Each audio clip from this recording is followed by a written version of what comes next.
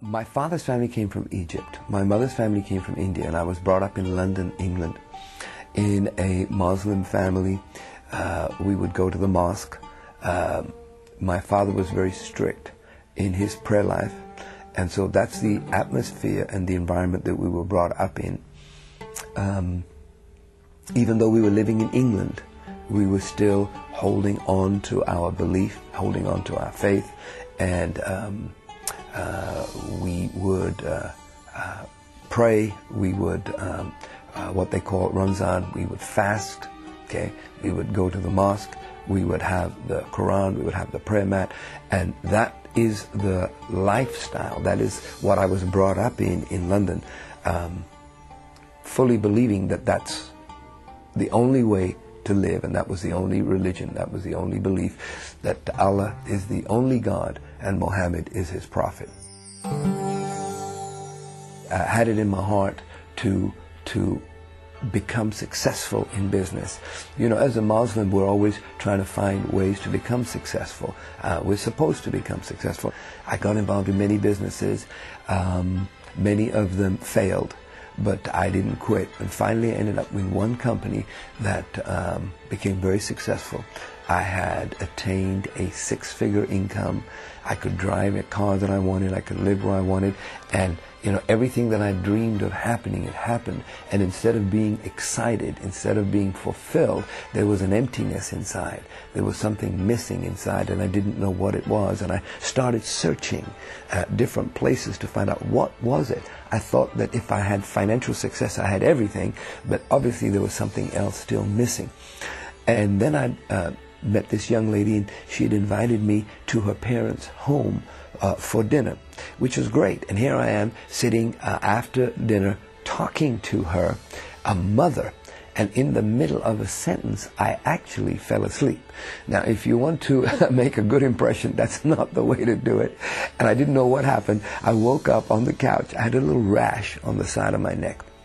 I thought, what is this? I left and I went to the local hospital, and they said, look, it's not a problem, just take these pills, Tylenols, and you wake up in the morning, you'll be fine.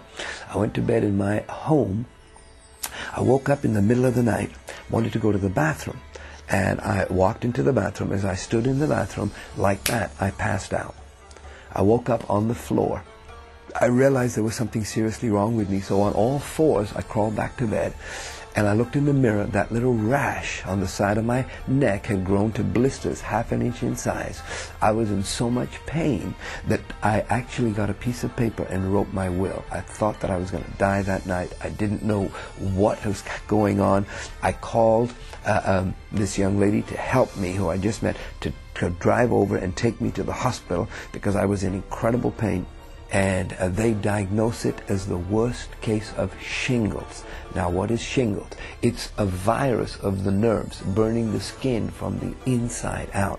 If your head was covered in gasoline and someone put a match to it and there's nothing you could do to stop it, you know, that's the kind of pain that I was in. Finally, they said, we're going to have to admit you. They gave me an injection to knock me out. The next morning, I woke up with a temperature of 107.6. Now 104 is critical, 108 is death. I was 0.4 away from death in this hospital, and when that occurs, it's called hypothermia. Oxygen doesn't get to the brain, and the brain cooks itself. So here I am with a temperature of 107.6. Brain is cooking itself. The body is burning up. It feels like gasoline on the side of my head, burning up. There's nothing I can do to stop it. And the next day I wake up, I have chickenpox. Shingles, blisters, temperature 107.6, brain damage, and then chickenpox at the same time. I mean, my body was starting to shut down. This young lady that I had met who brought me to the hospital sat there by the bedside. She was the only one that sat there. No one else would come in without gloves and masks. And every day my condition was getting worse. Every day they were taking blood samples and my body was not fighting back. I remember one day, two doctors came in, and as they examined me, one doctor said to the other, there's nothing we can do. He's going to die. The very people that I had my trust in, my hope in, had now given up on me. and left me to die? Who do you turn to when the ones that you're counting on to make you better said there's nothing they can do? I remember that when this young lady came back, I told her to leave, to go away, to forget about me. Imagine she never met me. I did not want her to sit in the room and watch me die. Well, she didn't leave. But that night, they called her out. They didn't know even if I would be a vegetable or how I would survive.